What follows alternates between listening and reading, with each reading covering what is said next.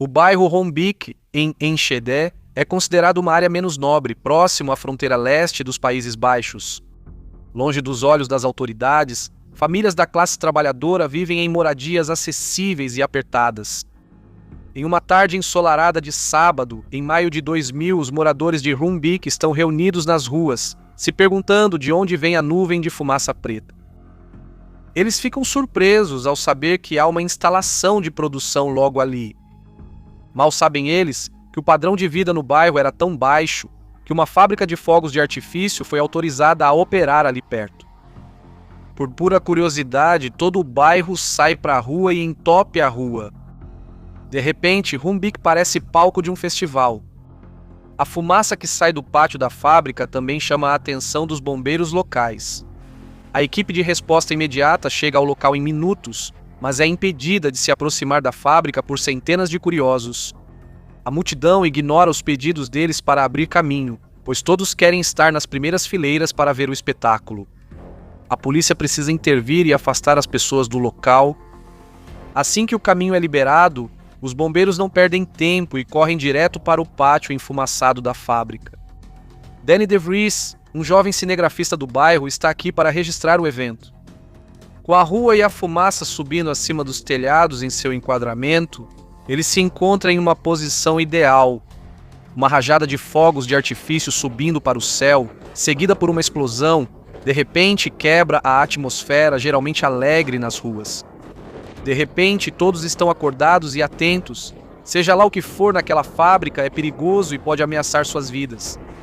Enquanto o som de fogos de artifício assobiando estala pelo ar e pequenos foguetes voam por toda parte, a multidão foge do local. De Vries permanece calmo e grava tudo. Então, do nada, uma explosão poderosa o joga no chão. Sua câmera ainda está gravando, mas nada pode ser visto além de uma densa nuvem de poeira que cai pelo bairro. A poeira baixa depois de alguns minutos e todos se recuperam do choque. Instantaneamente, as ruas de Rombik se transformaram em cenas parecidas com as de um filme de desastre. O nível de destruição causado pela explosão indica que a fábrica não era uma fábrica comum. O centro da explosão é a fábrica de fogos de artifício SE, uma das principais fornecedoras de fogos para grandes festividades na Holanda. O complexo Rombik foi estabelecido em 1976, quando a área já era uma zona urbanizada. A instalação original era composta por uma oficina e 13 depósitos projetados para acomodar 18 toneladas de fogos de artifício. Em 1996, os proprietários da fábrica aumentaram a capacidade de armazenamento para 105 toneladas e 2 anos depois, para 159 toneladas.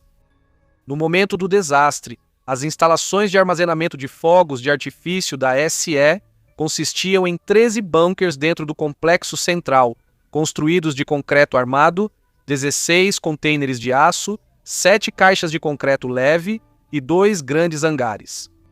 A fábrica armazenava grande quantidade de explosivos, o que era comum devido ao alto volume de negócios da empresa. O problema era que ficava a poucos metros de uma área residencial. Em 13 de maio de 2000, às 15h03, um corpo de bombeiros foi acionado para intervir no bairro Rombik. Um incêndio havia começado na fábrica de fogos de artifício, e nem os vizinhos que relataram o incêndio, nem os bombeiros sabiam que tipo de fábrica era. Quando eles chegaram ao local às 15h08, os bombeiros notaram a ignição de material pirotécnico que provavelmente causou o incêndio. Como esse tipo de incêndio é perigoso, o corpo de bombeiros pediu reforços. Eles sabiam que seria difícil controlar o incêndio. Felizmente, por ser sábado, não havia funcionários na fábrica. Bombeiros encontraram vários focos de incêndio na oficina principal. O fogo se espalhou rapidamente pelo pátio central e atingiu as fachadas e o telhado dos hangares próximos. Às 15h28, o fogo atingiu os contêineres de aço, começando pelo que estava identificado como E2. 6 minutos depois de ser incendiado, o container E2 explodiu, lançando muitos dos fogos de artifício para o ar, o que foi testemunhado por quem estava do lado de fora. Enquanto isso, a situação dentro das instalações da fábrica piorava. O fogo saiu de controle, forçando os bombeiros a abandonar as posições e fugir para salvar a vida. Dentro do pátio também estava o fotógrafo local Marcel van Nieuwenhoven, que tentava tirar uma foto de perto do incêndio. A partir do container 2, o fogo se espalhou para caixas de concreto que começaram a explodir em sequência. A explosão criou uma bola de fogo com 85 metros de diâmetro e uma onda de pressão equivalente à explosão de 770 quilos de TNT. A explosão destruiu as portas das outras unidades, que então foram consumidas pelo incêndio intenso, seguido por uma explosão massiva de toda a área. O epicentro foi a célula C11 dentro do complexo central. A força da explosão foi avaliada como equivalente à detonação de 4 a 5 toneladas de TNT. Ela criou uma enorme bola de fogo com 134 metros de diâmetro. A explosão foi ouvida num raio de 14 quilômetros. A explosão na fábrica de fogos de artifício, SI, acabou destruindo toda a área ao redor da fábrica, um total de 40 hectares. 400 casas foram completamente demolidas e outras 1.500 ficaram danificadas. 15 ruas foram reduzidas a cinzas. Bombeiros de cidades vizinhas, assim como de além da fronteira alemã, chegaram a Enschede para ajudar. Os socorristas combateram o incêndio no bairro o dia todo. O incêndio também consumiu as instalações da cervejaria Grolsch, nas proximidades, que tinha um telhado de amianto, liberando compostos nocivos no ar. Durante o fim de semana, em cenas apocalípticas, equipes de resgate buscavam sobreviventes entre escombros. 23 pessoas foram encontradas mortas. Entre elas estavam 4 dos primeiros bombeiros a chegar ao local. Marcel van Nieuwenhoven, o fotógrafo destemido, também morreu na explosão. No Medisch Spectrum 20, o hospital de Enschede, 974 pessoas foram tratadas por ferimentos. 50 estavam graves e ficaram para tratamento adicional. O desastre impactou gravemente a saúde das vítimas e sobreviventes, especialmente os que perderam suas casas.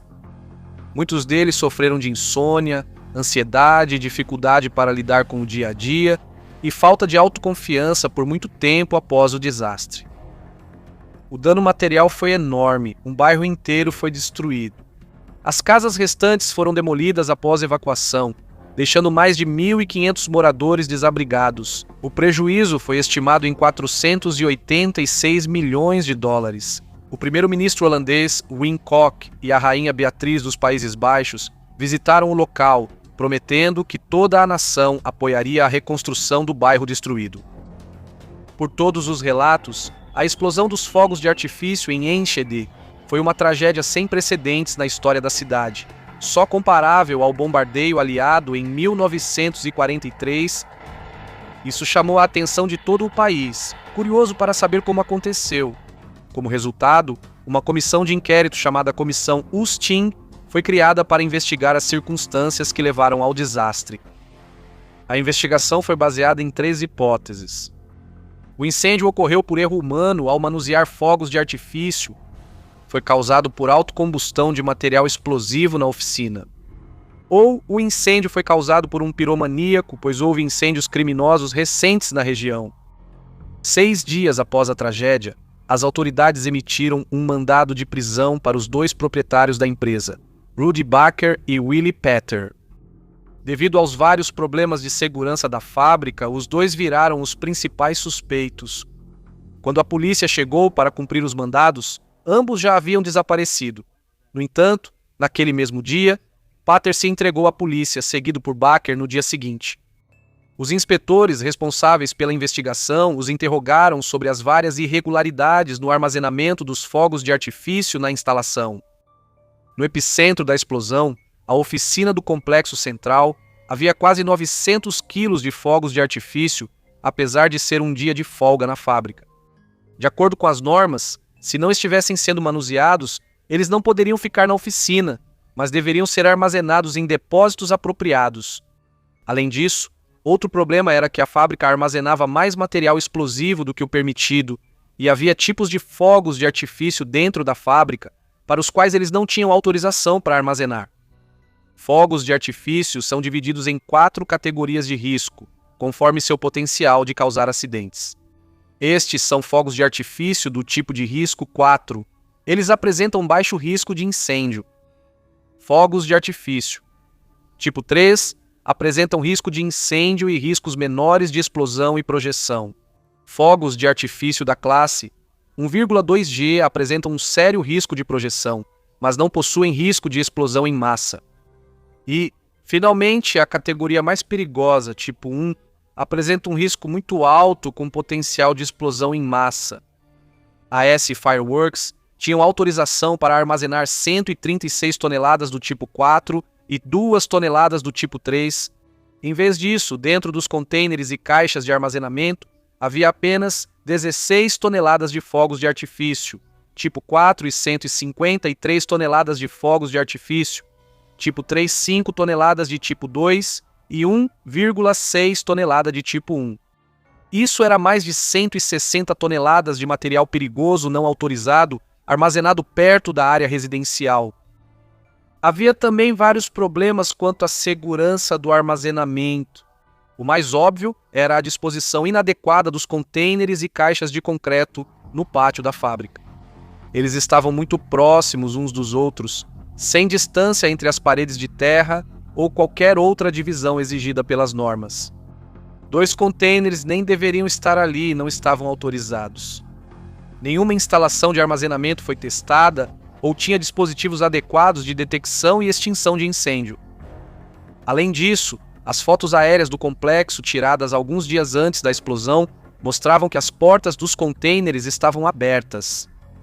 Se esse fosse o caso no dia do desastre, certamente isso aumentou a propagação do fogo de um contêiner para outro e o consequente efeito dominó da explosão.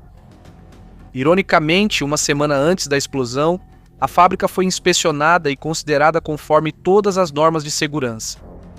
As irregularidades de segurança ainda não explicavam como ocorreu a explosão. Erro humano era a causa menos provável, já que não havia trabalhadores dentro da fábrica naquele dia. A autocombustão do material explosivo deixado na oficina também era um cenário menos plausível. Embora fosse um dia quente e ensolarado, a temperatura na oficina não era suficiente para causar autoignição. Se tivesse ocorrido, um curto-circuito em algum aparelho seria mais provável. Um dos proprietários presos, Rudy Baker, tentou se defender alegando que foi um incêndio criminoso. De acordo com suas alegações, o antigo proprietário da S Fireworks, Harm Smolenbrock, tinha motivos financeiros para organizar isso. Smolenbrock havia vendido a empresa para Baker e Pater em 27 de abril de 1998, mas continuou sendo o proprietário do terreno e dos prédios, que ele alugava para os novos donos, conforme os termos do contrato de compra. Baker disse que Smolenbrock queria vender o terreno para a prefeitura, mas precisava tirar os inquilinos. O incêndio criminoso parecia uma boa solução. De fato, a polícia prendeu André de Vries, de 34 anos, acusando-o de ter provocado o incêndio na S Fireworks em 13 de maio de 2000, mas sem qualquer ligação com Smolenbrook. Mesmo que de Vries tenha insistido em sua inocência, em maio de 2002 o tribunal o condenou a 15 anos de prisão. O veredito foi baseado nos depoimentos das testemunhas, vestígios de queimaduras de pólvora em suas calças e em suas declarações. Depois ficou comprovado que de Vries era inocente. Em 2003, o Tribunal de Apelação o absolveu de incêndio criminoso e o libertou. O relatório final da Comissão Ustig foi divulgado em 28 de fevereiro de 2001. A conclusão foi que os proprietários da fábrica, abre aspas, cometeram uma série de infrações graves em relação ao gerenciamento de materiais pirotécnicos, equipamentos de várias estruturas e ao uso e localização de estruturas inadequadas. No que diz respeito às responsabilidades das autoridades locais e nacionais, a comissão apenas propôs uma série de melhorias no sistema. Em 2 de abril de 2002, um tribunal holandês condenou os proprietários da S Fireworks a 6 meses de prisão por importar e vender fogos de artifício ilegais, violar códigos de segurança e infringir licenças de armazenamento. Eles também foram multados em $2.540 cada por violar regras de segurança. No entanto, Como já haviam passado 3 meses em prisão preventiva e tiveram suas sentenças suspensas por mais 3 meses, eles saíram em liberdade. A acusação mais grave de negligência pelo incêndio foi retirada. Anos após o desastre e o julgamento, um famoso denunciante, Paul van Boutenen, conduziu sua própria investigação. Primeiro, ele disse que os inspetores fizeram um mau trabalho na investigação. Depois sugeriu que era uma grande operação de encobrimento do governo. Como declarado em seus relatórios, 2 detetives afirmaram que havia problemas com a investigação oficial. Essas alegações foram rejeitadas, mas os detetives foram demitidos.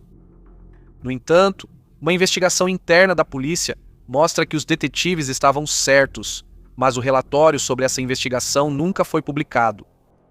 Van Boutenen relatou ainda que as informações oficiais sobre os fogos de artifício potentes não autorizados no depósito foram baseadas apenas em uma reconstrução do desastre feita pelo Instituto Holandês de Criminalística, NFI, e pela TNO, e não em evidências reais. Ele concluiu que tanto a investigação quanto o relatório da Comissão Lustig foram feitos para encobrir a responsabilidade das autoridades.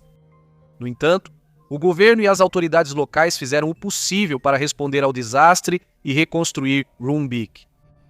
O governo ofereceu apoio financeiro substancial para reconstruir o bairro, enquanto as autoridades de Enschede organizaram a execução do plano. Ciente de sua responsabilidade pelo desastre, o conselho local não participou diretamente do processo de tomada de decisão, mas entregou a tarefa aos moradores de Rumbek. Aqueles que mais sofreram puderam decidir como o bairro seria. As autoridades locais estavam lá apenas para registrar a opinião deles. No final, as esperanças e desejos do público foram transformados em realidade no projeto de P. de Brouwer de Amsterdã. Rumbek foi reconstruído como o mesmo bairro acolhedor que era antes. No local da antiga fábrica de fogos de artifício, o epicentro do desastre, uma parte da fundação de cimento original da fábrica, que foi destruída pela explosão, foi deixada no lugar para ser tomada pela natureza. Embora digam que o tempo cura todas as feridas, vai levar muito tempo para curar os traumas das pessoas que sobreviveram a um dos acidentes mais devastadores da história recente dos Países Baixos. Assista ao próximo episódio se você achou este vídeo interessante. Por favor, deixe um like e um comentário se quiser apoiar o canal.